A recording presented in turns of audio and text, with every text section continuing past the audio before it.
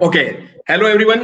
મારું નામ છે કૃણાલ શાહ અને આજે આપણે જે ટોપિક ઉપર વાત કરવા જઈ રહ્યા છે એ ટોપિક કદાચ કોઈ એના વિશે વાત કરતું જ નથી પહેલી વાત તો. એટલે આ જે વેબિનાર છે એની શરૂઆત હું એક નાની પંક્તિથી કરીશ કે ધુએं में उड़ रही है जवानी कहीं डूबी हुई बेहोशी संग उड़ता हुआ बना के बदन खोए सुदबुद जीने का ढंग. આજનો જે વેબિનાર છે એનો ટોપિક છે drugs, mental health and trends in youth. આજે આ ટોપિક લેવાનો બહુ ખાસ રીઝન છે કારણ કે આપણે જ્યારે સમાજમાં ડ્રગ્સની વાત આવે કે મેન્ટલ હેલ્થની વાત આવે તો એની સાથે એક સ્ટિગ્મા જોડાયેલો હોય છે અને એના વિશે લોકો જલ્દીથી વાત નથી કરતા અને ગભરાઈ જાય છે. અને જ્યારે ડ્રગ્સ જેવા વસ્તુની વાત આવે ત્યારે આપણને સંજુ, ત્યારે આપણને કબીરસિંહ, ત્યારે આપણને ઉડતા પંજાબ, આવા બધા ઇશ્યુઝ, આવા બધા મૂવીઝની યાદ આવે. અને એમાં જે થયેલું છે એના પછી પણ આપણે ફક્ત એ મૂવીને મનોરંજન માટે દેખીએ છીએ, એમાંથી કશું શીખતા નથી. બરોબર છે. અને લોકોને એવું લાગે છે કે ભાઈ ગુજરાત જે સ્ટેટ છે એની અંદર ડ્રગ્સ જે છે એ ખૂબ જ ઓછા પ્રમાણમાં છે, કાં તો નહીવત જેવું છે. પણ આપણે ન્યૂઝપેપર દેખતા હોઈએ છીએ, ન્યૂઝ આર્ટિકલ્સ દેખતા હોઈએ છીએ, સરકારની કામગીરી દેખતા હોઈએ છીએ, તો એની ઉપરથી પણ અલર્ટ થવાની જરૂરત છે કે ધીરે ધીરે ડ્રગ્સ આપણા સમાજમાં એક પગ પેસારો કરી રહ્યા છે. અને એ ડ્રગ્સ આપણા યુવાનો માટે કેટલું હાનિકારક છે, એ યુવાનોને કેટલી હદ સુધી એમને નુકસાન પહોંચાડી શકે છે, એના માટે થઈને Karma foundation, high on life foundation, narcotics control bureau Ahmedabad zonal unit અને Ahmedabad city police SOG crime બ્રાન્ચના સાથે મળીને આ એક વેબિનારનું આયોજન કરવું ખૂબ જ અગત્યનું બન્યું હતું કે યુવાનો સુધી એ વાત પહોંચે કે ભાઈ જે આ માદક દ્રવ્યો છે, જે ડ્રગ્સ છે, એને ના લેવાથી આપણે સમાજને કેટલું રીતના આપણે એની હેલ્પ કરી શકીએ છીએ. અને એના માટે જ આ વેબિનાર છે. અને આ વેબિનારમાં આપણે જે વસ્તુ સાંભળવાના છે, જેના થકી સાંભળવાના છે, એ પણ આ જે ફિલ્ડ છે, જે સપ્લાય રિડક્શનનું ફિલ્ડ છે, કાં તો ડ્રગ્સ અવેરનેસનું ફિલ્ડ છે, એમાં ખૂબ જ સારી રીતના કામગીરી કરી રહ્યા છે. એ લોકો એક્સપર્ટ્સની સાથે સાથે ખુદ ઓફિસર્સ પણ છે. અને એ આપણા માટે ભાગ્યની વાત છે કે આપ સૌ અમારી જોડે જોડાયેલા છો. આપણી સાથે જોડાયેલા છે શૈલેન્દ્ર મિશ્રા સર, જેઓ ઝોનલ ડિરેક્ટર છે નાર્કોટિક્સ કંટ્રોલ બ્યુરોના અમદાવાદ ઝોનલ યુનિટ, અને એમની અંડરમાં ગુજરાત, દાદરા એન્ડ નગર હવેલી, દમણ અને દીવનું આખું જ્યુરિસ્ડિક્શન આવે છે. Welcome sir. આપણી સાથે જોડાયેલા છીએ Mukesh Patel sir deputy commissioner of police છે એસઓજી ક્રાઇમ બ્રાન્ચના. અને તેઓ ખૂબ જ શું કહેવાય કે ખૂબ જ આ ડ્રગ્સ અવેરનેસના જે ઇસ્યુ છે એની અંદર તેઓ ખૂબ જ પોતાનું લઈ રહ્યા છે, ઇન્ટરેસ્ટ લઈ રહ્યા છે. અને તેઓ ખૂબ જ સારી કામગીરી પણ કરી રહ્યા છે. અને સાથે સાથે તેઓએ ડ્રગ્સના વિષય ઉપર અવેરનેસ ફેલાવવા માટે પોતાના ટ્વિટર એકાઉન્ટ હોય કે આવા વેબિનાર્સ થકી પણ ખૂબ જ સારી વાતો લોકો સુધી પહોંચાડી રહ્યા છે. Welcome Mukesh sir. Thank you. અને આપણી સાથે છે ડોક્ટર મનન ઠકરાર, કે મેન્ટલ હેલ્થની વાત આવે તો ઓફકોર્સ ઘણા બધા લોકો આપણને સલાહ સૂચનો આપતા હોય છે, પણ જ્યાં સુધી આપણને શું કહેવાય કોઈ પ્રોફેશનલ ના કે ને ત્યાં સુધી આપણને એ વસ્તુ માનવામાં છે ને ખબર નહીં હિચકિચાટ થાય છે. એટલે આપણી જોડે ડોક્ટર મનન ઠકરાર છે. ડોક્ટર મનન ઠકરાર ખુદ એક સાયકાઇટ્રિસ્ટ છે અને એમાં પણ એમને ગોલ્ડ મેડલિસ્ટ સાયકાઇટ્રિસ્ટ છે. સો વેલકમ ડોક્ટર મનન ઠકરાર.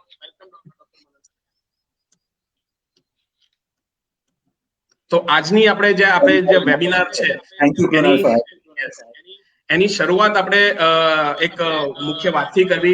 शैलेंद्र मिश्रा सर, पहला सवाल मैं आपसे पूछना चाहूंगा कि लोग कहते हैं कि ड्रग्स ड्रग्स ड्रग्स, पर सर मैं आपसे एक सिंपल, अगर कॉमन मैन को अंडरस्टैंड करना है, समझना है कि भाई ड्रग्स क्या है, तो मैं आपसे सुनना चाहूंगा कि ये एक्चुअली ड्रग्स क्या होता है और क्यों लोग ड्रग्स लेते हैं, क्यों उससे इंस्पायर होते हैं या मोटिवेट होते हैं ड्रग्स लेने को.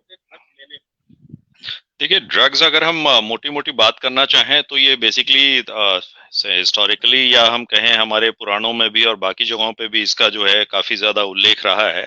ड्रग्स बेसिकली कभी किसी समय में अपना वॉर में अगर हम बोलते हैं तो वॉर में ये दर्द के लिए इस्तेमाल होती थी, लड़ाइयों में इसका इस्तेमाल दर्द को कम करने के लिए किया जाता था. मॉर्फिन जैसे ड्रग्स जो थे इनकी इजाद ही की गई इसलिए कि जो लड़ाई वगैरह चल रही है उस दौरान इनको जो है दर्द वगैरह से दूरी कराई जा सके. ड्रग्स की कैटेगरीज जो है आज की डेट में, अगर आप नेचुरल ड्रग्स की बात करते हैं, उसके बाद केमिकल ड्रग्स आते हैं, केमिकल ड्रग्स के बाद इन दोनों के कॉम्बिनेशन बेस्ड ड्रग्स आते हैं. तो बेसिकली पुराने समय में जो रिक्वायरमेंट थी वो मेडिसिनल रिक्वायरमेंट थी, बट आज की डेट में जो इशू आ रहे हैं वो बेसिकली सोसाइटी के उसके ओवर यूज या अब्यूज से रिलेटेड है, जो हमारा आज की कंसर्न है, जो मोस्टली कंसर्न है आज की डेट में, जिसके कारण हमारे जैसे डिपार्टमेंट्स, पुलिस डिपार्टमेंट, साइकेट्रिक जितने भी हमारे, इनको काफी ज्यादा मेहनत करनी पड़ती है। उसका रीजन ये है कि इसका अब्यूज स्टार्ट हो गया है।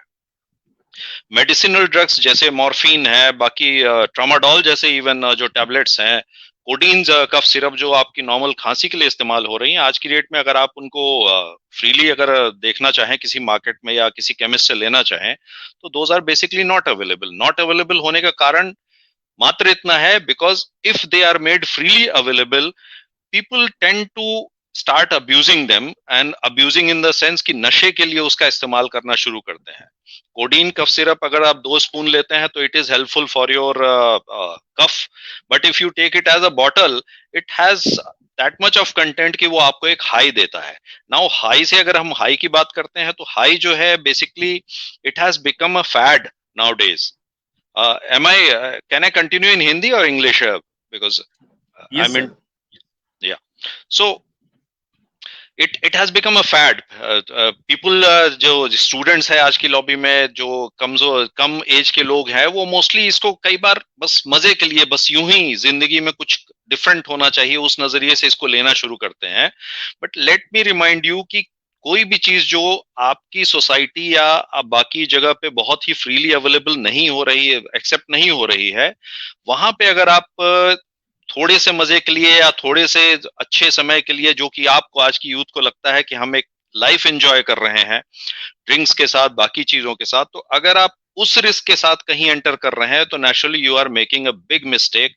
बिकॉज ड्रग्स क्या होता है, drugs only lead you one way, there is no U turn, and if there is any u-turn, you need to have lot much of support, lot many experts are required to allow you that u-turn, and there are cases of relapses. So drugs का जो issue है वो काफी major issue है, and all the speakers are sitting there, and they will be able to throw much more light than this thing. But अगर introduction की बात है, तो introduction में drugs are basically mostly being used for leisure purpose, and it has become a fad कि अगर आप इसको नहीं लेते हैं तो you are not that much grown up, और आप उस हैप सोसाइटी से बिलोंग नहीं करते हैं, समथिंग लाइक दैट, उस तरह का भी है। Although it is not related only to the high society or something like that, it is also related to the downtrodden class. जो नीचे के तबके हैं वो भी इसका भरपूर इस्तेमाल करते हैं, तो it is not related to society, but yes, कहीं आदमी अपने किसी परेशानियों से पीछा छुड़ाने के लिए, बाकी चीजों के लिए इसका इस्तेमाल आज की डेट में काफी हद तक कर रहा है, जो कि सही नहीं है। Yes exactly sir. Mukesh Patel sir, મારો પ્રશ્ન તમને એ કે આપણે આ ડ્રગ્સની વાત કરીએ છે, લોકો એવું વિચારે કે ભાઈ હું એકલો ડ્રગ્સ લઈશ તો શું થશે, દેશને થોડું નુકસાન જવાનું છે, પૈસા મારા, હેલ્થ મારી, પણ સર ક્યાંક ને ક્યાંક ડ્રગ્સ અને નેશનલ સિક્યોરિટી આ બંનેની વચ્ચે એક મોટું કનેક્શન છે. તો સર તમે કેવી રીતના જોવો છો કે ડ્રગ્સ લેવાથી આપણી નેશનલ સિક્યોરિટીને કેવી રીતના થ્રેટ થઈ શકે છે? સર મ્યુટ ઉપર છો. હા કૃણાલભાઈ, હવે આપ જોઈ રહ્યા છો અને જે રીતે અત્યારના ડ્રગ્સ ની કિંમત ઇન્ટરનેશનલ ઉપર લેવલ ઉપર જે જોઈએ છે, મોફેન છે, મોર્ફિન છે, કોકેન છે, કોડેન છે, એમડી છે, સરેરાશ એની કિંમત ઇન્ટરનેશનલ લેવલે 1 કરોડ રૂપિયાની હોય છે. હવે આ 1 કરોડ છે એ દુનિયામાં 3 વિસ્તાર એવા છે, ગોલ્ડન ટ્રાયેંગલ, ગોલ્ડન ક્રેસન્ટ, આ જે વિસ્તાર છે એ ત્યાં ભરપૂર પ્રમાણમાં અફીણનું વાવેતર કરવામાં આવે છે. અને આ જે વિસ્તાર છે ત્યાંથી અફીણ અને અફીણમાંથી ઉત્પાદન થતા બીજા માદક પદાર્થો કે જેની કિંમત ઇન્ટરનેશનલ માર્કેટમાં વધારે છે. હવે 1 કિલોની કિંમત 1 કરોડ રૂપિયા હોય, હવે દાખલા તરીકે અફઘાનિસ્તાન છે એ ગોલ્ડન ક્રેસન્ટ વિસ્તારમાં આવે છે, અને ત્યાંથી જે ડ્રગ્સ, અફીણ અને રો મટીરિયલ પેદા થઈ અને પાકિસ્તાનમાં આવે છે. પાકિસ્તાનમાંથી આપણો દેશ જે છે એ ટ્રાન્ઝિટ, મતલબ અહીંથી જુદા જુદા જગ્યાએ આપણે મોકલી શકીએ, તો એવો વિસ્તાર તરીકે, અને આપણા ત્યાં મેક્સિમમ યુઝ પણ થાય છે. તો હવે દાખલા તરીકે પાકિસ્તાનમાં કોઈ વ્યક્તિ બેઠો છે અને એને 1 કરોડ રૂપિયાની જરૂર છે, તો એ મોર્ફિન કે અફીણ કે એમડી કે કોઈ પણ વસ્તુ, નાર્કોટિક ડ્રગ્સ 1 કિલો અહીંયા વેચશે, અહીંયા એ કોઈ જગ્યાએથી ઘુસાડશે હવે આપ જોશો તો ગુજરાત જે છે એ સીમાથી પણ જોડાયું છે, જમીન સીમા અને દરિયાઈ સીમાથી પણ પાકિસ્તાન સાથે જોડાયેલું છે. તો હવે ત્યાંથી 1 જ કિલો વસ્તુ આવે છે, એની સામે અહીંથી આપણે ઇન્ડિયાના 1 કરોડ રૂપિયા આપણે પાકિસ્તાનમાં મોકલવા પડે. તો હવે અહીંયા બેઠા બેઠા કોઈ પણ વ્યક્તિ પાકિસ્તાનમાંથી બેઠેલો વ્યક્તિ અહીંયા 1 કરોડ રૂપિયાનો ઉપયોગ, ભારતના 1 કરોડ રૂપિયાનો ઉપયોગ કોઈ પણ રીતે કરી શકે છે. પછી એ નીચે સ્લીપર સેલને પણ આપી શકે છે, હવાલા કૌભાંડથી કોઈ ઇન્ડસ્ટ્રીઝને પણ મોકલી શકે છે, એની AK-47 પણ આવી શકે છે, એના એક્સપ્લોઝિવ IED પણ બની શકે છે, અને એ જ પૈસા ફરતા ફરતા ફરતા ક્યાંક ને ક્યાંક આપણી વિરુદ્ધમાં વપરાય છે. કોઈ પણ જગ્યાએ તમે બોમ્બ બ્લાસ્ટ જોશો તો ત્યાં એનું એક તો આયોજન થતું હોય છે. એ આયોજન લગભગ ભારત અને ભારતના બહારના દેશોમાં થતું હોય છે. હવે ત્યાં જે જગ્યાએ જે હથિયારો વપરાવાના છે તો એ હથિયારો પણ બહારથી આવતા હોય છે અથવા અહીંથી મેનેજ કરવામાં આવે છે. ત્રીજું જે છે એ મોબિલાઇઝેશન, કે એક જગ્યાએથી બીજી જગ્યાએ જવા માટે કોઈ પણ વાહનનો ઉપયોગ થાય. વાહન તો મતલબ 4 વ્હીલ પર પણ હોઈ શકે, 2 વ્હીલ પણ હોઈ શકે. તો આ બધા વસ્તુઓનો ઉપયોગ જ્યારે થતો હોય તો પૈસા પણ એટલા જ આપવા પડે. હવે અજમલ કસાબ જે 9/11ના બનાવમાં અહીંયા મેઇન આરોપી હતો, તો એ પાકિસ્તાનથી અહીંયા સુધી આવે છે. એના જોડે AK-47 છે, એક્સપ્લોઝિવ્સ છે, એના જોડે સેટેલાઇટ ફોન્સ પણ છે, સાથે સાથે ફોરેન કરન્સી પણ છે. જો એ વ્યક્તિ અહીંયા આવે છે તો અહીંયા એને લોકલ મદદ કરવા માટેના માણસો પણ અવેલેબલ છે. તો કોઈ પણ વ્યક્તિ કોઈ કામ કરશે તો એ પૈસા માટે જ કરે છે. તો જ્યારે આ આવું કામ થતું હોય છે ત્યારે ક્યાંક ને ક્યાંક એ પૈસો આપણે જે ઉપયોગમાં લઈએ છીએ, ડ્રગ્સ, દાખલા તરીકે હું કોઈ નશાનો બંધાણી થઈ ગયો છું, ડ્રગ્સ એડિક્ટ છું, તો હું 1000 રૂપિયા, 2000 રૂપિયા કે 500 રૂપિયાનું કોઈ પણ ડ્રગ્સ ખરીદું છું, તો એમ સમજવાનું કે હું ક્યાંક ને ક્યાંક મારા વિરુદ્ધમાં બોમ્બ બ્લાસ્ટ કરવા માટે કે કોઈ પણ મોટી હોનારત થવાની છે તો એના માટે ક્યાંક હું ભાગીદાર છું, એવું મારું માનવું છે. તો ક્યાંક ને ક્યાંક આ પ્રકારના જે છે, તમે કાશ્મીરથી કંઈ પણ ચરસ આવે છે કે કોઈ પણ જગ્યાએથી સિન્થેટિક ડ્રગ્સ આવે છે. 2 વર્ષ પહેલા ગુજરાત ATS અને સેન્ટ્રલની કોસ્ટગાર્ડથી આપણા ત્યાં લગભગ 100 થી 200 કિલો MD ડ્રગ્સ પકડાયેલું હતું, અને એ લોકોએ દરિયાની વચ્ચે સળગાવી દીધું હતું, અને અમુક જે પેકેટ્સ છે એ દરિયામાં નાખી પણ દીધા હતા. છતાં આપણી જોડે 100 થી 200 કિલો જેટલું ડ્રગ્સ, જેની ઇન્ટરનેશનલ વેલ્યુ 200 કરોડ રૂપિયા થાય. હવે વિચારો કે 200 કરોડ રૂપિયા એ ન થયું હોય અને જો પકડાયું ન હોત તો એ ભારતમાં ઘૂસ્યું હોત, અને એ 200 કરોડ રૂપિયા ક્યાંક ને ક્યાંક એ 200 કરોડ રૂપિયા ભારત, ગુજરાત, ભારતના જુદા જુદા રાજ્યોમાંથી એ જ 200 કરોડ રૂપિયા હવાલા કૌભાંડ સ્વરૂપે, કાં તો અહીંયા કોઈ મોટી જ જાનમાલને નુકસાન કરતા હોય એવા બનાવો બનાવવા માટેની પ્રેરણા આપવા માટે કે સ્લીપર સેલને પ્રોત્સાહિત કરવા માટે એ પૈસાનો ઉપયોગ થાય છે. તો ક્યાંક ને ક્યાંક આપણે ડ્રગ્સ ખરીદી રહ્યા છીએ તો એનો મતલબ એમ છે કે ક્યાંક ને ક્યાંક આપણે જાણતા કે અજાણતા આપણે આપણી વિરુદ્ધ, આપણા દેશની વિરુદ્ધનું જ કોઈ કૃત્ય કરી રહ્યા છીએ, એવું મારું સ્પષ્ટપણે માનવું છે.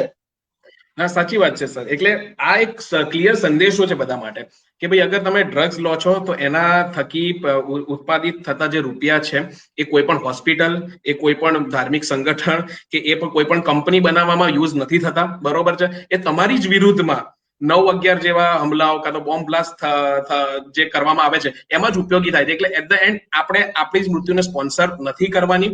આ એક સ્પષ્ટપણું છે અને સાચી વાત છે કે આપણે ક્યારે પણ આપણા દેશના ખિલાફ પણ ના જવા જોઈએ, કારણ કે સરહદ ઉપર પણ આપણા ઘણા બધા સિપાહીઓ છે.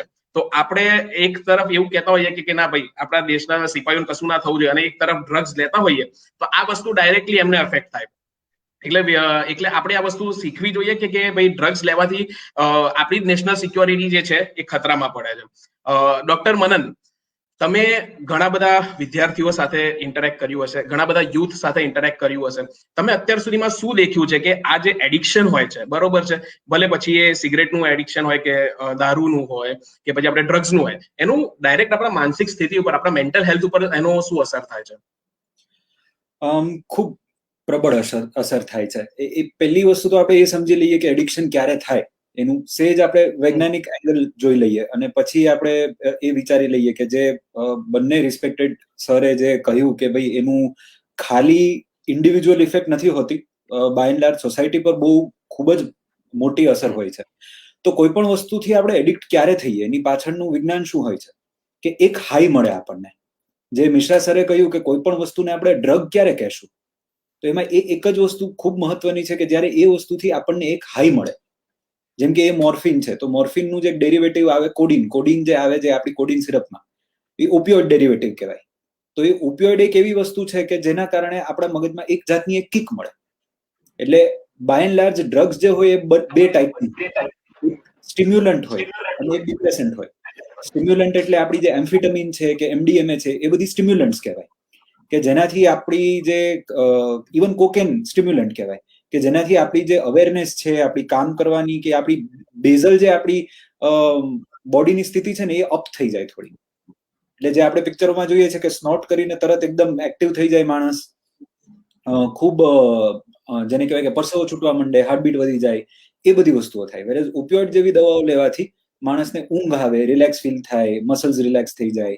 એ પણ એક જાતનો નશો છે ને આ પણ એક જાતનો નશો છે. અને જ્યારે એ આપણા મગજમાં એક એવા કેમિકલ્સ રિલીઝ કરાવે છે કે જેથી કરીને એક જાતની એક મજા કે એક જાતની કિક આવે, અને એ આપણને એવું એક એનું ગુલામ બનાવી દે છે કે એ જ કિક આપણને એવું થાય કે હજી પાછું લઈ લો, પછી પાછું હજી એકવાર લઈ લો. અને જેટલું આપણને એ થાય કે આ છેલ્લી વાર છે એટલા ને વધારે ને વધારે આપણે એમાં ઊંડા ઉતરતા જઈએ.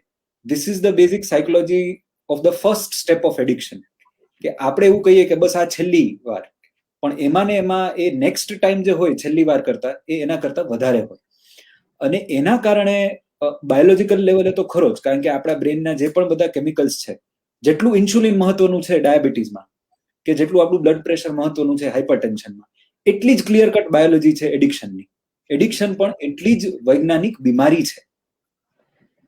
જેવી રીતે આપણે પ્રોપર કસરત ના કરીએ અને આપણું વજન વધી જાય અને એના કારણે ઘણી બધી શારીરિક તકલીફો પડતી હોય, એ રીતે એડિક્શનનું કોઝ હોઈ શકે કે ભાઈ આપણે ખરાબ મિત્રો રાખ્યા કે જેથી કરીને આપણને કોઈ પણ સબસ્ટન્સનું પહેલી વાર એક્સપોઝર થયું, કાં તો આપણા સરાઉન્ડિંગ એવા હતા કે આપણા ઘર પરિવારજનોમાં કોઈ એવું એડિક્શન કરી રહ્યું છે. પણ એકવાર એડિક્શન થઈ ગયું પછી એની વૈજ્ઞાનિક પ્રોપર સારવાર કરવી ખૂબ જ જરૂરી છે, કારણ કે નહીતર બીજી વાર જ્યારે આપણે આવી રીતે ભૂતભુવા પાસે જઈ અને એડિક્શન સો કોલ્ડ ક્યોર કરાઈશું, ત્યારે એના પછીનું જે સ્ટેજ આવશે, જે સેકન્ડ ટાઈમ જે આપણે પડશું ત્યારે ખૂબ વધારે ઊંડા પડશું. તો એની ખાલી પોતાની માનસિક હેલ્થ ઉપર જ પણ નહીં, પણ જેમ બંને સરે કહ્યું એ રીતે સમાજ પર પણ બાય એન્ડ લાર્જ બહુ મોટી અસર પડશે. એટલે મેન્ટલ હેલ્થ ઉપર એ રીતે પણ અસર પડતી હોય છે કે વારે વારે એને એ સાયકલમાં પડવાના કારણે કોન્ફિડન્સ તૂટી જાય માણસનો. પહેલી 2-3 વાર સિગરેટ કંટ્રોલ કરી લીધી કે ઓપિયોઇડ કંટ્રોલ કરી લીધું કે હેરોઇન કંટ્રોલ કરી લીધું તો એવું થાય કે ભાઈ ચલો આપણે જીત્યા. વારે વારે જ્યારે આપણે સ્ટ્રેસફુલ સિચ્યુએશનમાં આવીએ તો આપણને એ જ વસ્તુ યાદ આવે કે હું ચાલ થોડું રિલેક્સ થઈ જાઉં, કારણ કે એના વિના ઊંઘ નથી આવતી, એના વિના માઇન્ડ રિલેક્સ ફીલ નથી થતું. એટલે એ એક ડિપેન્ડન્સી જ્યારે આપણને રિયલાઇઝ થાય કે આના વિના હું સર્વાઈવ નથી કરી શકતો, તો એ આપણો કોન્ફિડન્સ તોડી નાખે. એના કારણે પછી ડિપ્રેશન, એન્ઝાયટી, ઓવરઓલ એક સ્ટ્રેસફુલ લાઈફસ્ટાઈલ, એક ડિપેન્ડન્ટ લાઈફસ્ટાઈલ કહેવાય, પર્સનાલિટી જ એવી થઈ જાય કે જેથી કરીને આપણું આખું જે દિનચર્યા હોય એ એની સરાઉન્ડિંગ રિવોલ્વ કરે. ના, સાચી વાત છે. એ એડિક્શન છોડવાના જે ભય હોય એનાથી પણ લોકો ડિપ્રેસ ફીલ થઈ જતા હોય છે કે ભાઈ હું છોડીશ તો હું ગાંડો થઈ જઈશ, મને નહીં મળે તો હું કશું કરી नहीं શકું. અને सर मिश्रा सर, मेरा नेक्स्ट क्वेश्चन यही इसी लाइन पर आपसे यही है कि सर बहुत लोगों के एक मिथ है कि भाई अगर मैं ड्रग्स लेता हूँ, ठीक है, कल एग्जाम है, ठीक है, अगर मैं ड्रग्स लेता हूँ तो मैं जल्दी मुझे सब ग्रैब कर लूंगा, मुझे सब चीजें याद रह जाएगी. कुछ स्टूडेंट्स होते हैं जिनको ये भी मिथ होता है कि भाई अगर मैं ड्रग्स लेता हूँ तो मैं बहुत क्रिएटिव हो जाऊंगा. तो सर ये मिथ्स जो चीजें हैं वो यूथ में बहुत सारी देखी भी गई है. सर आपका टेक क्या है इन चीजों पर? देखिए, आपने इसको पहले ही मिथ बोल दिया है, तो it is a really a myth. Like अगर आप 5 साल के या 10 साल के बच्चे को देखते हैं, अगर वो शक्तिमान या डोरेमोन देख रहा होता है तो वो उसी तरह से बिहेव करने की कोशिश करता है, whereas that is not a factual state की जो उसकी एक्चुअल स्थिति है. तो ये अपने आप में एक मिथ है. व्यक्ति जो है हमेशा प्ली लेना चाहता है कि मैं इसको इस पर्पस से कर रहा हूँ, इस रीजन से कर रहा हूँ, इस कारण से कर रहा हूँ, वेयरएज जब वो पहली बार इसमें घुसता है तो वो ऐसा कोई भी कारण नहीं होता है. अगर if it has to remain limited to studies or something like that, so that event will happen only when the person is doing some studies or otherwise. But you will find that these are basically the concerns are regarding the addiction. The person who takes ultimately falls in a trap, and thereafter his studies always go down. They never rise up. There might be some issues and points that a person might be having a point of say a very small time uplift in his studies or performance, but that is not going to sustain because it is like you are consuming your fuel before the time. If you are having that much of fuel within your tank, if you overspeed your body or overspeed your mind, you will ultimately fall in that trap, and you won't be able to find the perfect cool that is required for your studies. अगर आपको अपनी studies ठीक से करनी है, लंबे समय तक करनी है, तो you need not fall in this trap. अगर आप इस trap में फंसते हैं तो आप ultimately अपनी लाइफ, अपनी जो स्टडीज है उनको हर्ट करेंगे, ना कि उसको इम्प्रूव करेंगे. सो ये जो प्ली है, इस प्ली को लेने की आज की जनरेशन को जरूरत नहीं है. Although they take this plea, we are also of the knowledge that people generally go for this purpose on that purpose, but generally ऐसा होता नहीं है. सो जो भी अगर सुन रहे हैं, इस समय देख रहे हैं, उनको यही मेरी एडवाइस होगी कि अगर आपको कोई किसी बहाने से कहीं पे डालना चाहता है, ड्रग के नशे में डालना चाहता है और ये बोलता है कि इससे आपकी परफॉर्मेंस इंप्रूव हो जाएगी या स्टडीज इंप्रूव हो जाएंगी, तो he is purely misleading you and he is only entrapping you basically for your money, for his own resources, for his own benefit. He is entrapping you. So do not fall into that trap. The biggest message should be this on this platform. Yes sir. Sir सही बात है कि कोई कितना भी कहे, creativity तो नहीं बढ़ेगी, हेल्थ शायद से खराब हो जाएगी. મુકેશ પટેલ સર, મારે આ લાઈન ઉપર બીજો એક ક્વેશ્ચન તમને. સર ઘણી વખત કેવું થાય છે કે આપણે આપણી જે ફ્રેન્ડ્સની સંગત હોય છે ને, એ ફ્રેન્ડ્સની સંગતમાં રહેવા માટે ઘણીવાર આપણે નવા સ્કૂલમાં ગયા હોય કે તો કોલેજમાં ગયા હોઈએ તો દેખો કે ભાઈ પેલું ગ્રુપ સારું છે, મારે એમાં ઘૂસવું છે, બરોબર છે. હવે આપણે દેખીએ કે ભાઈ પેલા લોકો તો સિગરેટ પીવે છે એટલે મારે ચાલુ કરવું પડે. એટલે પિયર પ્રેશર જે આવે છે કોલેજમાં હોય કે સ્કૂલમાં હોય, આ જે પિયર પ્રેશર હોય છે એ તમને કાં તો ખરાબ ડાયરેક્શનમાં લઈ જાય, કાં તો સારી ડાયરેક્શનમાં લઈ જાય. સર, અને મેજર પ્રોબ્લેમ એ છે કે યુવાનો ના નથી પાડી શકતા કે ભાઈ ના પાડીશ તો આ મારા વિશે શું વિચારશે. સર એના ઉપર તમારે શું કહેવું છે? યુવાનો અત્યારે છે દેખાદેખીમાં બહુ જ જીવે છે. આપે જેમ શરૂઆતમાં કહ્યું એમ કે લોકોને સંજુ દેખાય છે. કબીર સિંહ જે કબીર મૂવી આવેલી છે, ઉડતા પંજાબ આવેલું છે, એમાં લોકો શું કરે છે, મતલબ એક્ટર્સ જે એક્ટ કરે છે સાનાથી એવી રીતે એ વર્તન કરે છે એટલું જ લે છે. પણ અધર વે આપણે જોઈશું કે અક્ષય કુમાર છે, રિતિક રોશન છે, તો આ જે એક્ટર્સ છે એ પોતાનું એક ડિસિપ્લિન જીવન જીવે છે. રિતિક રોશન રાત્રે 9 વાગે સુઈ જાય છે, સવારે 4 વાગે, અરે અક્ષય કુમાર રાત્રે 9 વાગે સુઈ જાય છે, સવારે 4 વાગે કોઈ પાર્ટીમાં જતા નથી. ઇવન ડ્રગ્સ, મતલબ ડ્રગ્સ તો દૂરની વાત છે, પણ એ વ્યક્તિ દારૂ પણ પીતા નથી. તો એના માટે જરૂરી નથી કે દેખાડો કરવો અને જીવવું.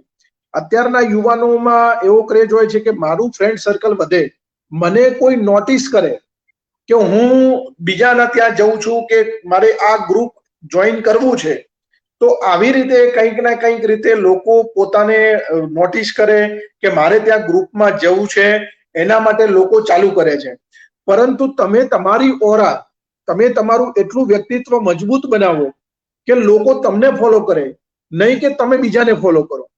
તમે જો એટલા મજબૂત બનશો શારીરિક રીતે, માનસિક રીતે અને ભણવામાં પણ, તમે કોઈ જો હોશિયાર વ્યક્તિ હશો, તમે ક્લાસમાં ટોપર હશો, તો લોકો ઓટોમેટિકલી તમને ફોલો કરવાના છે.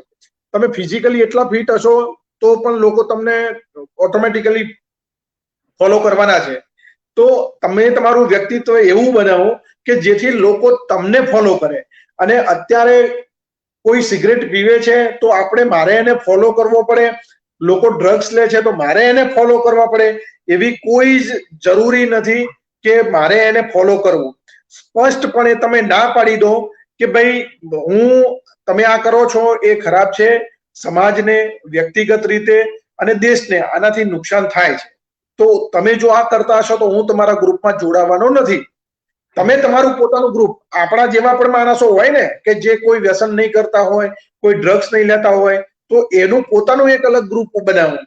ગ્રુપથી કે દેખાડાથી કંઈ થવાનું નથી. આપણે જેવા છીએ, આપણા વિચારો ઉચ્ચ હોવા જોઈએ. ગાંધીજીના જે છે, મારું જીવન જ મારો સંદેશ છે, તો ગાંધીજીના જે વિચાર છે, ગાંધીજીના જે વર્તન છે, એ જ એમનું સાદગીભર્યું જીવન છે, એ જ એમના ઉચ્ચ વિચારો હતા. તો આપણે પણ ક્યાંક ને ક્યાંક અત્યારના જે મૂવી છે એ કૃત્રિમતા ખાતર જે બતાવવામાં આવે છે, ખરાબ બતાવવામાં આવે છે, એને આપણે ફોલો કરીએ છીએ. પણ જે સાચું અને સારું, હકીકતમાં જે અબ્દુલ કલામ છે, કે સુભાષચંદ્ર બોઝ છે, ભગતસિંહ છે, સરદાર પટેલ છે, જવાહરલાલ નહેરુ છે, ગાંધીજી છે, તો આવા જે રિયલ હીરો છે એમને આપણે બાજુમાં રાખી અને અત્યારના જે એક્ટર્સ છે, જે કહી શકાય કે નેતા, અભિનેતા કહી શકાય, એમને આપણે ફોલો કરીએ છીએ. તો એ જરૂરી નથી. તમે તમારી જાતને મજબૂત બનાવો, તમે તમારા વ્યક્તિગત વિચારો મજબૂત બનાવો, તો તમને લોકો ફોલો કરશે. આપણે બીજા કોઈ લોકોને ફોલો કરવાની જરૂર નથી. હા, કરીએ પણ સારા વ્યક્તિઓને ફોલો કરીએ. અત્યારે જે સારા સારા મોટિવેશનલ સ્પીકર્સ છે, જે સારા આધ્યાત્મિક જે પ્રવચન આપતા હોય એને તમે ફોલો કરો. બાકી નહીં કોઈ ડ્રગ્સ એડિક્ટ હોય એને ફોલો કરવાની જરૂર છે. તો મતલબ પોતાના વ્યક્તિગતને તમે એટલા ઉચ્ચ બનાવો કે લોકો તમને ફોલો કરે. તમારે કોઈને એવા ખરાબ વ્યક્તિ અને કોઈ ખરાબ વિચારો વાળા વ્યક્તિઓને ફોલો કરવાની જરૂર નથી. સાચી વાત છે સર. અને એમને ફોલો કરવાથી પણ આપણને કંઈ મળવાનું નથી, ફક્ત એક જ છે કે આપણી હેલ્થ ખરાબ થવાની છે અને સાથે સાથે જે એડિક્શન છે, વ્યસન છે, એ લાગવાનું છે. અને ડોક્ટર મનન, મારે તમને એક સવાલ પૂછવો કે આજે આપણે મેન્ટલ હેલ્થની વાત કરીએ છીએ, બરોબર છે, એની અરાઉન્ડ સ્ટિગ્મા પણ ઘણું હોય છે, બરોબર છે. લોકો ખુલીને વ્યસન કરતા હોય છે એ ખબર હોય છે, પણ એમની પરિસ્થિતિ, મનોસ્થિતિ કેવી હોય છે ને એ કોઈને ખબર નથી હોતી. તો તમારું શું માનવું છે કે આ સ્ટિગ્માને આપણે કેવી રીતના એન્ડ કરી શકીએ છીએ? આઈ થિંક આ બહુ મહત્વનો પ્રશ્ન છે. This is in context to the first question that we talked about. અને એમાં બંને રીતે હોઈ શકે. એક, આપણે બે પિલર્સની વાત કરીએ, એક ઇન્ડિવિજ્યુઅલ લેવલે સોસાયટીમાં, અને બીજું મીડિયા અને મેન્ટલ હેલ્થ પોઈન્ટ ઓફ વ્યૂથી આપણે વાત કરીએ. તો પહેલા આપણે મીડિયા પોઈન્ટ ઓફ વ્યૂથી વાત કરીએ તો જે મુકેશ સરે કહ્યું એ બહુ ઇમ્પોર્ટન્ટ પોઈન્ટ છે કે મૂવીઝનું જે એક ઇન્ફ્લુએન્સ આપણી લાઈફ ઉપર અને મીડિયાનું જે ઇન્ફ્લુએન્સ આપણી લાઈફ ઉપર છે બહુ પ્રબળ છે, ખૂબ જ છે. Be it Hollywood movies be it Bollywood movies. અને આપણા દેશમાં એઝ ઇટ ઇઝ સેન્સરશિપના ઇશ્યુઝ ખૂબ જ છે. એટલે એવું તો આપણે ના કહીએ ચલો કે ભાઈ ખૂબ જ સેન્સરશિપ આપણે વધારી નાખીએ, પણ હા, એક સર્ટન લેવલ ઓફ રિસ્પોન્સિબિલિટી આપણે એક્સપેક્ટ કરી શકીએ કે જે લોકો પણ એ ધરાવે છે એ પાવર, કે ભાઈ mass media, be it media outlets, કે બી ઇટ ફિલ્મ ડિરેક્ટર્સ, કે બી ઇટ ડ્રામા ડિરેક્ટર્સ, કે જે પણ લોકો એક માસ કમ્યુનિકેશન કરે છે, એ લોકો જોડેથી આપણે એટલું એક્સપેક્ટ કરી શકીએ મોરલ રિસ્પોન્સિબિલિટી ના ભોગે કે એ લોકો એવું કોન્ટેન્ટ ક્રિએટ કરે કે જેમાં ગ્લોરિફિકેશન ઓફ સબસ્ટન્સ ના હોય. કે ભાઈ કોઈ એક્ટરને કુલ બતાવવા માટે એને સ્મોક કરતો બતાવવો જરૂરી નથી, કે કોઈ એક્ટરને કુલ બતાવવા માટે એ કબીર સિંહ વાળું character is not the right portrayal that you want to send across. હવે એ જ વસ્તુનું તમે એક્સ્ટ્રીમ લઈ લો તો યુએસએમાં વધારે પડતું એ ફ્રીડમ છે, કારણ કે there is no sort of censorship in USA as far as movies are concerned. અને એના કારણે આપણે જોઈએ છે કે almost 90% of the people from જે નેટિવ યુએસએ ના લોકો છે, જે સિટીઝન્સ છે, આપણે ગ્રીન કાર્ડ હોલ્ડર્સની કે એવી વાત નથી કરતા, જે ઇમિગ્રન્ટ્સ છે કે જે ત્યાં જઈને પછી સિટીઝન્સ બને છે, પણ જે born and brought up in USA છે, એમાં 90% લોકો કોઈને કોઈ non communicable disease like obesity, hypertension, ડાયાબિટીસથી સફર કરે છે. અને એમાં ડ્રગનો યુઝ પણ જે છે એ ખૂબ જ વધારે માત્રામાં, ઓલમોસ્ટ 35 to 50% લોકોએ યુએસએમાં ડ્યુરિંગ ધેર કોલેજ કંઈક ને કંઈક ડ્રગનું એક્સપોઝર એમને રહ્યું છે. અને these are safe figures, these are not overstated figures. તો એ એક બાજુ એવું કલ્ચર છે કે જેમાં કશી જ કોઈ જાતની કઈ સેન્સરશિપ નથી, તો એનું રિઝલ્ટ આ આવે છે.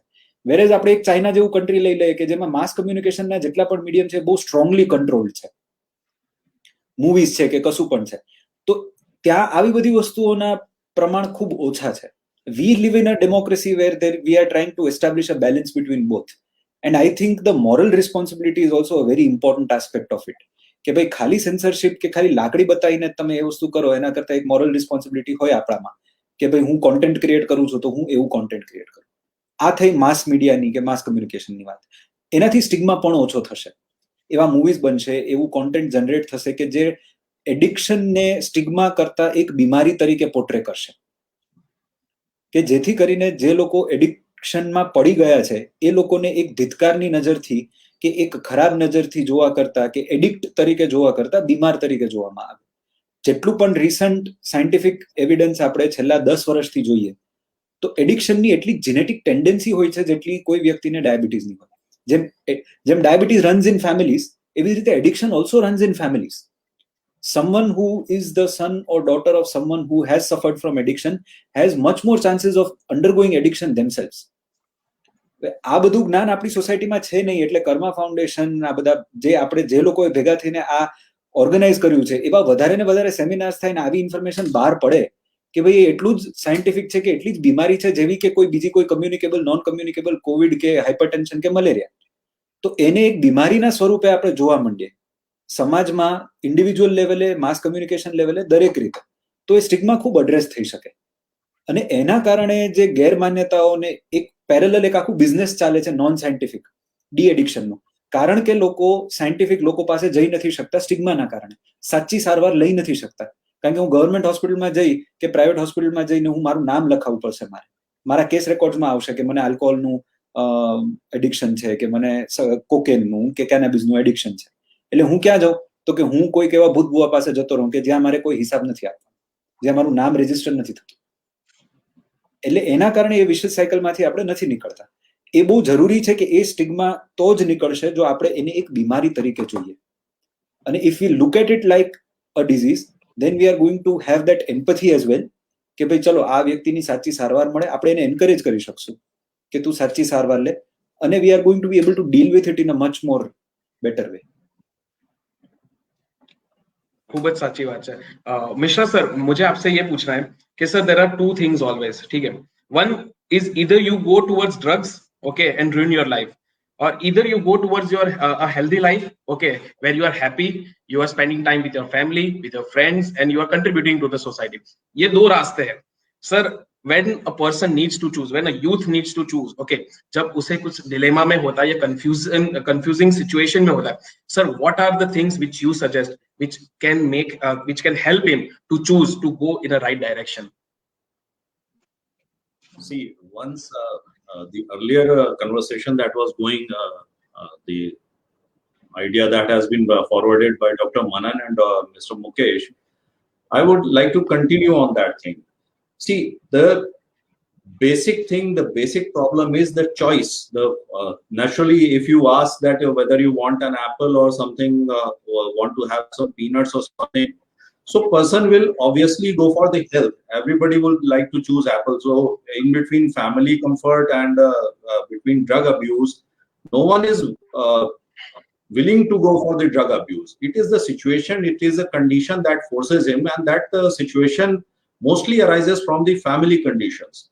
Dr. Manan has pointed towards that thing, that the society that we are living in and the family basically that we are living in, these are two important, very important things that need to mend their own ways. By portraying any actor or actress in bad light or good light, whatever is the portrayal, you also have to keep this in your mind, that you are also projecting a role model sort of situation for the generation that is considered to be gullible. The age group up to 25 years of age is naturally in this category, starting from the teenage kids to the age group that is within this 25 years of limit. You will find that these mostly constitute of the students, and students, once they go outside, they generally succumb to the peer pressure. So peer pressure is the most important thing that we need to check at any given point of time, and this check has to come from the individual himself. The person who is being lured toward this drug menace, or who is being offered with some high kick or something, has to himself decide that whether I want to go for this line of enjoyment or should I stay away from this thing, because it is his life, it is his own choice. But once I say it is his own choice, also encompasses the consequences. If you go for your choices, you must be ready for the consequences also, because choices will bring your consequences. If you go for healthy life, you will have better life consequences. If you do not go for a healthy life, you will have those poor consequences towards health, poor societal relationship, poor family relationship. Each and everything is at stake. So naturally, the user that is going to enter into this arena, this drugs arena, has to be more cautious. And this strength, that decision-making strength, comes from the society, comes from the family. Dr. Manan was indicating towards the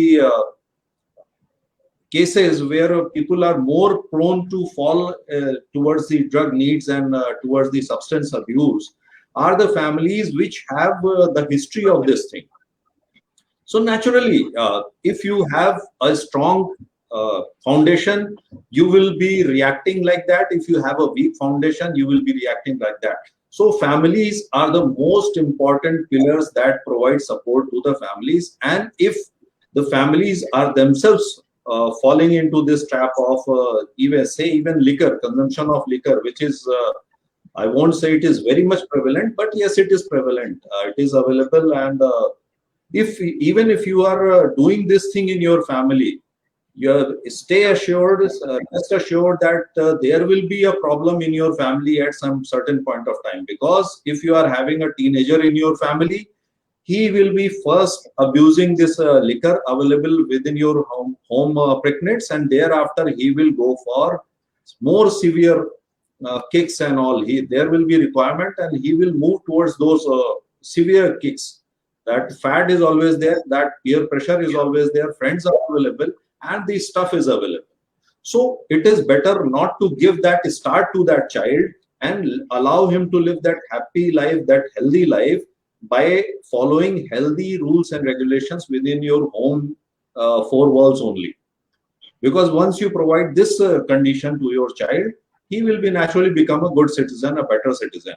If you ask him to learn about what is bad and what is good, if you are able to train him to understand what is good, what is bad, naturally you have qualified as a parent, and you will be creating a better person, a better tomorrow for your child himself. So this is one thing that has to be taken care of within the four walls of the families itself. So there is no choice. You have to go for a healthy life. That is the best way. And there is no choice pertaining to drugs or anything. And everybody must stay away from this menace at least. Because once fallen, there is no way you can fall back.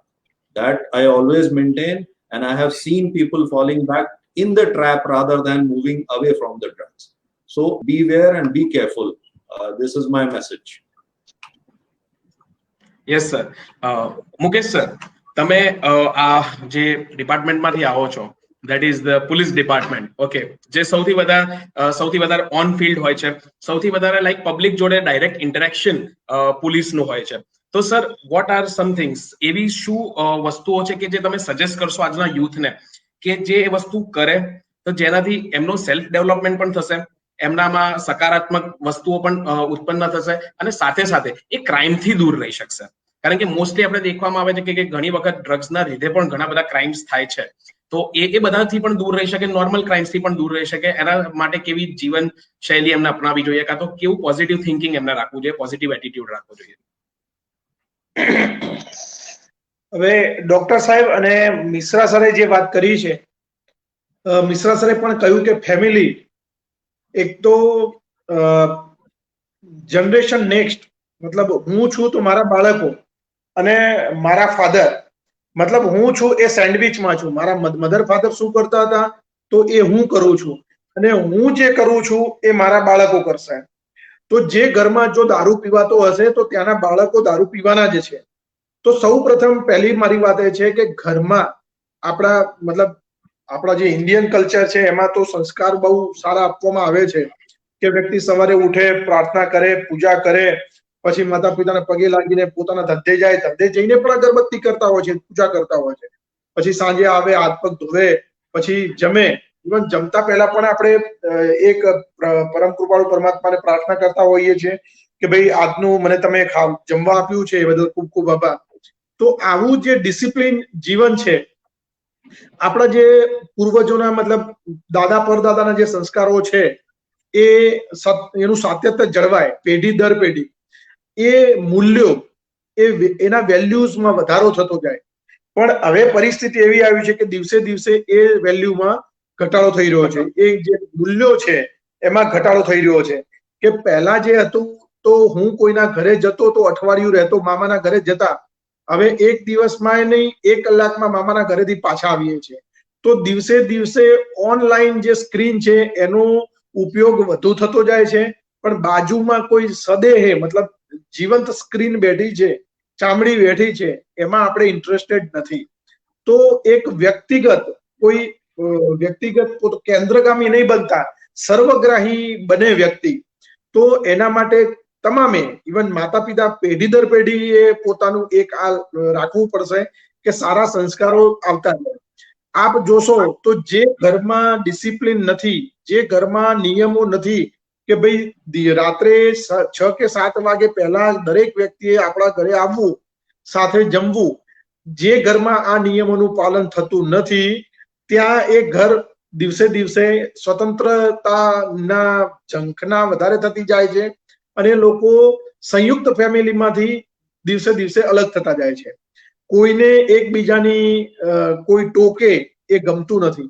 Even પિતાજી દીકરાને ટોકે, ભાઈ મોટો ભાઈ નાના ભાઈને ટોકે, mummy બેનને ટોકે કે ભાઈને ટોકે, કોઈ એકબીજાને કે એ ગમતું નથી. પણ જે આપણા દાદા પરદાદા કહેતા ગયા છે એ નિયમો, એ સંસ્કારોનું સાતત્ય જળવાય, એક એ છે. બીજું કે અત્યારે હાલ આપ જોશો કે કોન્ફ્લિક્ટ દિવસે દિવસે વધતા જાય છે.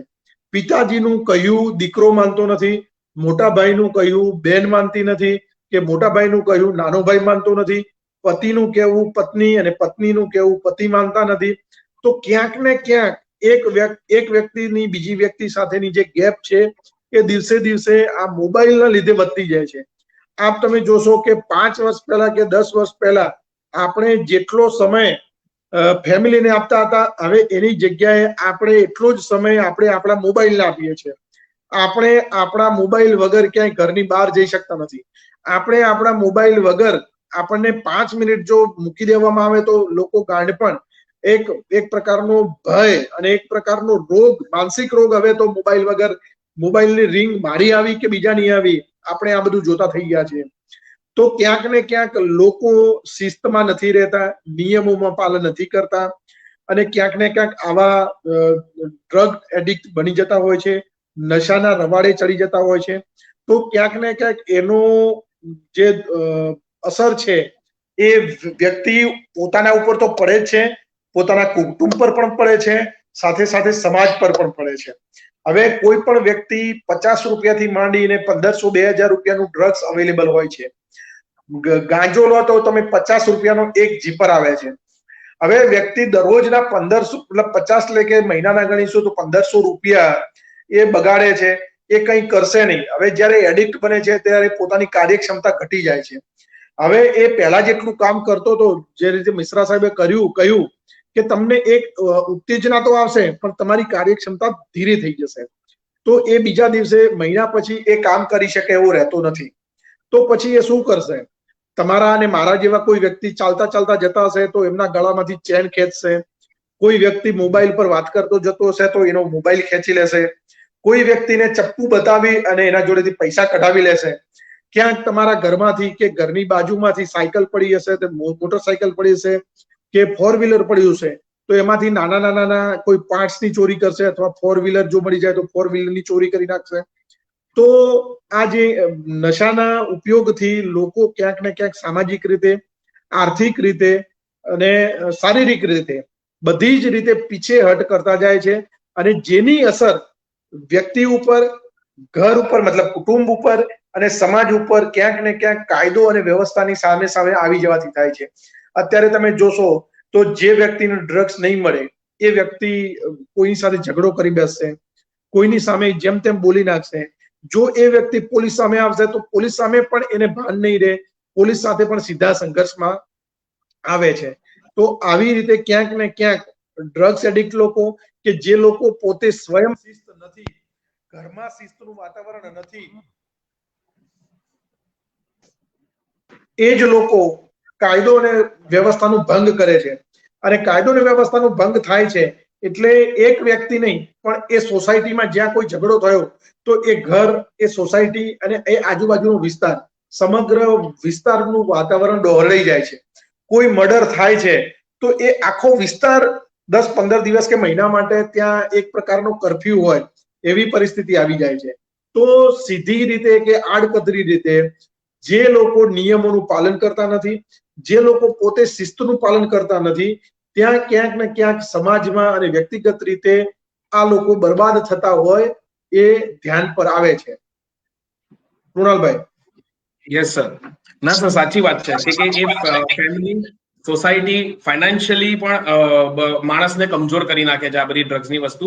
અને ડોક્ટર મનન, જાણવાની ઉત્સુકતા એ થાય કે ફોર એક્ઝામ્પલ કોઈ માણસ એડિક્ટ છે, બરોબર છે, હવે એને એ વસ્તુમાંથી બહાર આવવું છે, તો શું સ્ટેપ્સ તમે સજેસ્ટ કરો છો કે એ ફોલો કરી શકે તો એ એડિક્શન માંથી બહાર આવી શકે?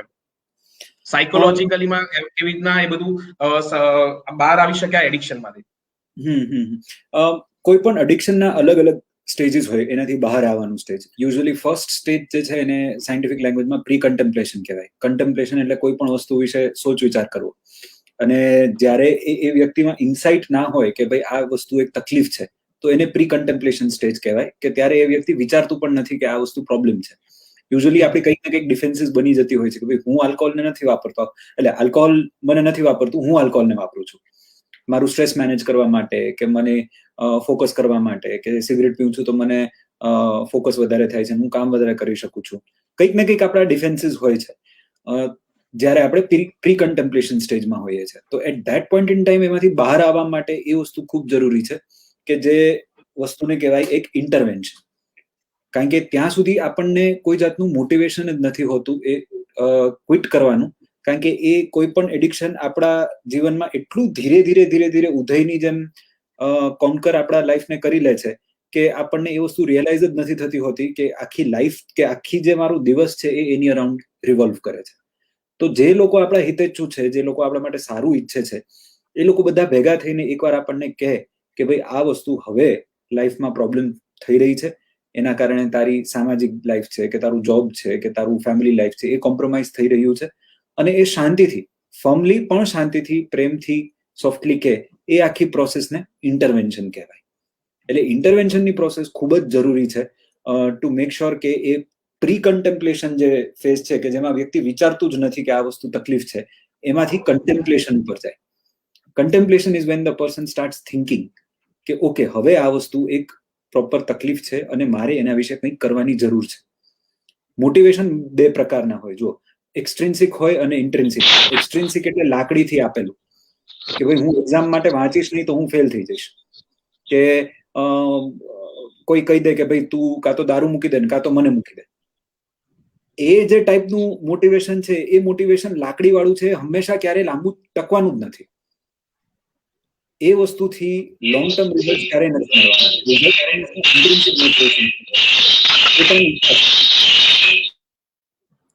પોતાની ઈચ્છા શક્તિ ત્યારે જ થાય જ્યારે આપણે એ વસ્તુ અકનોલેજ કરીએ કે મારી લાઈફ આજથી 2 વર્ષ પહેલા કે 4 વર્ષ પહેલા શું હતી, મારી કાર્યક્ષમતા, મારી વર્ક એફિશિયન્સી કેટલી હતી, મારું પોટેન્શિયલ કેટલું હતું, મારી પર્સનલ લાઈફ કેવી હતી, અને પછી હવે કેવું છે. તો એને એ જે આખું થેરપી કહેવાય એક જાતની છે, એને મોટિવેશનલ થેરપી કહેવાય. મોટિવેશન એન્હાન્સમેન્ટ થેરપી, MET કહેવાય.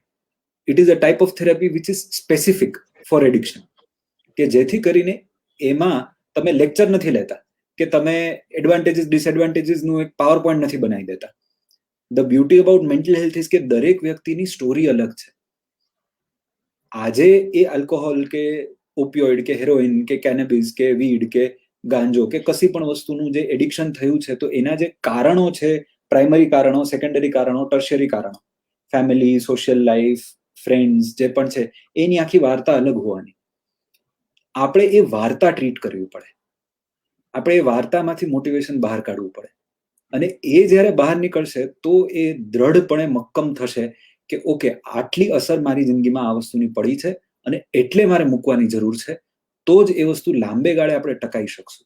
એટલે motivation enhancement therapy is essential, motivation is essential, અને એ પણ ઇન્ટ્રિન્સિક, પોતાનું મોટિવેશન, નોટ એક્સટ્રિન્સિક. ના, ખૂબ જ સાચી વાત કીધી કે motivation is the most important thing which can drag you out from a well also. So ये खूब જ અગત્યનું બની જાય છે. मिश्रा सर, मैं आपसे ये पूछना चाहता हूँ, देखिए हमने बात की कि सोसाइटी पे क्या असर होता है, फाइनेंशियली एक आदमी पर क्या असर होता है, साइकोलॉजिकली और हेल्थ पर भी एक इंसान पर क्या असर होता है ये ड्रग्स लेने से. Sir, you are from narcotics control bureau. Sir, ये भी लोगों को बताना जरूरी है कि इसके लीगल इम्प्लीकेशंस भी क्या है. If anyone is taking drugs, if anyone is caught with drugs और anything else, sir, what are the legal implications also. तो साम दाम दंड भेद वी ऑल नो. ओके, तो इसका दंड भी होता है सर, वो क्या होता है? देखिए, यहाँ पे जहाँ मैं यही बोलना चाहूंगा कि once you go through the NDPS Act, it is one of the most strictest act. अगर आप इसमें कहीं इसी के फेर में पड़ जाते हैं NDPS के केस में, तो आपको बचने का कोई रास्ता नहीं है. जो क्रिमिनल है, जो सेल कर रहा है, जो चीजें हैं, उसके लिए तो क्राइम है, बाकी वो चीजें उसके लिए पनिशमेंट जो है 20 साल तक, इवन टू डेथ सेंटेंस, इसमें सारे प्रोविजंस हैं. बट ये दुख सबसे बड़ी प्रॉब्लम है कंज्यूमर के साथ, जो इसको कंज्यूम कर रहे हैं. आप अगर कंज्यूम कर रहे हैं तो भी आप बहुत बड़ी मुसीबत में हैं. एंड आपको छोटी से छोटी क्वांटिटी के लिए, there is a very small quantity also, जिसमें कि व्यक्ति को जेल हो सकती है अगर उसके पास से पोजीशन मिल जाता है, या फिर उसको नशे में इस तरह के पाया जाता है. तो भी व्यक्ति इसको ले रहा है, चाहे वो यूजर है, चाहे पेडलर है, चाहे सेलर है, चाहे जो मेन मंगाने वाला है, उन सारे के सारे को एनडीपीएस एक्ट में बहुत ही सीवियर तरीके से पनिश करने के प्रोविजंस हैं, जो कि 1 साल से लेकर के 20 साल तक और डेथ सेंटेंस तक जाते हैं. रिपीट ऑफेंडर्स के लिए इवन डेथ सेंटेंस जो है प्रिस्क्राइब्ड है एनडीपीएस एक्ट में. तो people have to take care. आप सिर्फ और सिर्फ एक स्टिग्मा के साथ नहीं जीने वाले हैं. अगर if you are only a user, if you have fallen into the trap of and using it just for fun और समथिंग, जो कि आप बोलते हैं, actually it is not fun, it is making fun of yourself. You are allowing people, you are allowing society to make fun of yourself. It is not for fun. You are being projecting yourself to become a funny person, जिसके लिए society will comment, society will say many things.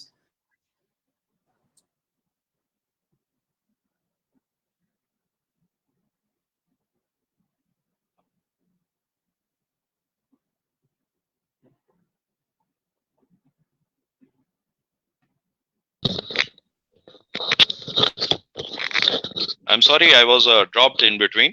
So, am I audible? Yes, sir. Yeah. So I have switched my system at this moment. So this is the issue. Ki once the person who is using, if he is getting into the trap of law, naturally it will be very much discouraging and very severe for his family people to deal with that situation, because there is no escape. There is no provision of penal से पैसा दे के बच जाते हैं, ऐसी कोई चीज no. In NDPS I always say it is one of the strictest laws, जहां पे आपको सिर्फ और सिर्फ जेल है, जेल के अलावा और कोई भी चीज नहीं है. सो अगर आप मिनिमम क्वांटिटी के साथ भी पकड़े जाते हैं तो आपको 1 साल की सजा है. मिनिमम मीन्स अगर आपके पास ट्रेसेस भी पकड़े जाते हैं तो आपके पास 1 साल की सजा है. और अगर आप हायर क्वांटिटीज में पकड़े जाते हैं तो डेथ सेंटेंस तक की इसमें पेनल्टी है. हायर क्वांटिटीज बहुत हाई क्वांटिटी नहीं है कि आपको ट्रक में मिला हुआ होना चाहिए, गाड़ी में मिला हुआ होना चाहिए. These are generally pertaining to few grams also. 50 grams of certain drugs, MD and ये आपको 20 साल की सजा दिला सकते हैं. These things are very very very severe. तो आपको इन चीजों को समझना पड़ेगा. There are certain drugs like LSD and everything, जहां पे 2-4 ब्लॉट ही आपको काफी बड़ी मुसीबत में डाल सकते हैं. So do not go for these drugs. These are never beneficial. These have never remained beneficial for any society. अगर आपको किसी भी चीज का, किसी भी myth को क्वेश्चन करना है तो always go into the history, go into the past. Can you any time explain कि कोई एक व्यक्ति जो ड्रग्स के साथ जिसने अपनी जिंदगी शुरू की हो और वो आज तक सक्सेसफुल जिंदगी अपनी जी रहा हो, या उसने कोई अपने लिए कोई मुकाम हासिल कर लिया हो, तो अगर ऐसा आपको इतिहास में कहीं नहीं मिलता है तो निश्चित जानिए कि it is not going to happen with you also. The person who had used that drug has ruined his life. It is historically proven, and nothing is going to change in the future also. So don't think that you will be a Superman, superhero, and जो लोगों के साथ हो गया वो आपके साथ नहीं होगा. History has proven itself, and whatever is tested, time tested, do not ever mess with that thing. This is again what I want to convey, कि never mess with the things that have been proven historically. So drugs has been proven historically to be the main reason of many successful spoiling of many successful careers, of many actors, of many athletes, of many, even Michael Jackson, one of the greatest, has fallen into this trap, and he is, the history is well known to everybody. Maradona, lot many people are there who had all the highs with them, who were the best of the role models that any society can have at that point of time, but they all fell into that trap, and thereafter no one was bothered to see where they were and what they were doing. And the only day that became news was when they were lost by the society, that they were on their deathbed or they were lost. So this is the only way out from the drug menace if you fall into this trap. So please do avoid and do not fall into this trap. Sir सही बात है, क्योंकि ये कहावत भी बहुत अच्छी है कि जो ड्रग्स लेता है वो कभी भी मतलब बूढ़ा नहीं होता है. तो लोग उससे मोटिवेशन ले लेते हैं. वो बूढ़ा इसलिए नहीं होता है क्योंकि वो अपनी जवानी में ही मर जाता है. This is the thing. इसलिए ड्रग्स लेने वाले कभी बूढ़े नहीं होते हैं. Mukesh sir, coming to you, इस वेबिनार को एंड करने से पहले सर क्या संदेशा, हमारा जो टारगेट है वो यूथ है और यूथ ही सबसे ज्यादा इसको कंज्यूम कर रहा है, और जो स्कूल से भी अभी कॉलेज में आएंगे या कॉलेज से अभी अपने करियर्स में जाएंगे, sir what is your last message for them? उनको क्या कहना चाहते हैं कि इस चीज से वो कैसे दूर रह सकते हैं या अपनी लाइफ कैसे बना सकते हैं? જેવી રીતે આપની સંસ્થા એનજીઓ નો જે છે સે નો ટુ ડ્રગ્સ, તો એ મારો તમામને મેસેજ છે કે સે નો ટુ ડ્રગ્સ. સાથે સાથે હિન્દીમાં કહે છે ને કે ભાઈ દિખાવે પર મત જાઓ, અપની અકલ લગાવો. તો દેખાડા ઉપર નહીં જતા પોતાની બુદ્ધિની એરણ ઉપર ચકાસો. આપને વ્યક્તિગત રીતે, મને વ્યક્તિગત રીતે, મારા સામાજિક રીતે, મને કૌટુંબિક રીતે અને મારા દેશની સુરક્ષા અને દેશની શાંતિ માટે કયો મારે આચરણ કરવું જોઈએ, મારે શું લેવું જોઈએ, શું ન લેવું જોઈએ. હવે આપણે એવા પ્રાણી તો છીએ નહીં કે મારે આ કરવું જોઈએ. ગધેડાને આપણે લાઠી લઈ અને આપણે હાકી શકીએ, પણ આપણે માણસ છીએ, છતાં આપણે કહેવું પડશે કે સે નો ટુ ડ્રગ્સ. તો અપની અકલ લગાવો, દિખાવે પે મત જાઓ. અને મારે તમામ મિત્રોને વિનંતી છે અને આગ્રહ પણ છે, વિનંતી સાથે આગ્રહ છે કે દૂષણનો ઉપયોગ તમે તમારા માટે નહીં કરો. અને જિંદગી અમૂલ્ય છે, નહીં કે ડ્રગ્સ. એટલે જીવન માણો, નહીં ડ્રગ્સ માણો. Thank you. Thank you. Dr. Manan, your ending statement to all the youth listening here. I think it was very beautifully said by Mukesh sir and Patil sir કે બહુ જરૂરી છે કે આપણે એક અમુક વસ્તુઓ વિશે અવેર થઈએ. અને ક્યાંક મારો રોલ એમાં પણ આવે છે કે પ્રિવેન્શન નહીં પણ ક્યોરમાં પણ આવે છે. એટલે પ્રિવેન્ટ કરવું બેસ્ટ છે, prevention is better than cure. પણ ભૂલે ચૂકે જો કોઈ આપણા જાણીતા લોકોમાં, આપણા નોન અનનોન લોકોમાં, આપણા મિત્રોમાં, આપણા ફેમિલી મેમ્બરમાં એ ચંગુલમાં ફસાઈ ગયું હોય તો એના માટે સ્ટિગ્મા ના રાખો, એના માટે કોઈ ગેરમાન્યતાઓ ના રાખવી, એના માટે અવૈજ્ઞાનિક સારવાર ના કરવી, એમને ખરાબ રીતે ટ્રીટ ના કરવા, એમના રિહેબિલિટેશન ઉપર અને ટ્રીટમેન્ટ ઉપર ફોકસ કરવી રાધર દેન બ્લેમ ગેમ પર. કારણ કે એનાથી એડિક્શન તો દૂર નહીં જ જાય, તમે એમનાથી દૂર થઈ જશો. જો ભૂલે ચૂકે કોઈ વ્યક્તિ એમાં પડ્યું હશે ને આપણે એમને દરકિનાર કરી દઈશું તો એનાથી એ એડિક્શન નહીં જાય, એ દૂર જતા રહેશે અને એના કારણે એ ખૂબ હેરાન થશે અને તમે પણ થશો, એ માણસ તમે ગુમાવી બેસશો. એટલે ઇન્ટરવેન્શન કરવું, વૈજ્ઞાનિક સારવાર કરવી અને બને ત્યાં સુધી બેસ્ટ વસ્તુ તો એ જ ઓબ્વિયસલી કે ભાઈ એ બધી વસ્તુઓ અવોઇડ કરવી, પ્રિવેન્ટ કરવું. એટલે આવા ને આવા વધારે ને વધારે સેમિનાર્સ કરવા, અવેરનેસ ક્રિએટ કરવી અને ટુ નો કે ભાઈ લોંગ ટર્મ એકવાર તમે પડી ગયા એમાં પછી બહાર નીકળવું ખૂબ કપરું છે. એટલે એ લોંગ ટર્મ એક વિઝન રાખવું કે ભાઈ મારે આમાં પડવું જ નથી, ભલે શોર્ટ ટર્મ આપણે કુલ ના લાગીએ કે 2 ઓછા મિત્રો બનાવીએ કે 2 ગ્રુપમાં ઓછા સામેલ થઈએ, હેવિંગ ધેટ વિઝન કે ભાઈ આજથી 5 વર્ષ પછી આ ગ્રુપનું હાલત શું હશે, કે આ મિત્રની હાલત શું હશે, એ મને દેખાય છે આજે. એટલે drugs are not very cool. Do hugs, not drugs. This is the end, and I thank you, all of you, Mishra sir, Mukesh sir, and Dr. Manan, for joining this conversation. जहाँ पे आज शायद एक बहुत ही positive message जा रहा है कि this is the need of the society कि हम इसके बारे में सोचें और जो यूथ है वो नेशन बिल्डिंग में ज्यादा का ध्यान दे एंड पॉजिटिव जिंदगी जिए, हेल्दी जिंदगी जिए. And also my salute to narcotics control bureau and SOG कि आप लोग सप्लाई रिडक्शन के साथ साथ डिमांड रिडक्शन पर भी इतने अवेयरनेस के प्रोग्राम्स कर रहे हैं और युवा तक जा रहे हैं. जिन डिपार्टमेंट्स को शायद लोग एक ऐसी नजर होती है कि नहीं यार बहुत स्ट्रिक्ट डिपार्टमेंट्स है, पर आप लोग लोगों के बीच में जाकर यूथ को समझा रहे हैं. Also thanks to both of you and thank to all the viewers. I hope कि आप लोग यहाँ से एक पॉजिटिव मैसेज लेकर गए होंगे कि हमें नशा नहीं करना है, बस अपनी जिंदगी अच्छी तरीके से जीनी है, हेल्दी तरीके से जीनी है. Thank you so very much sir.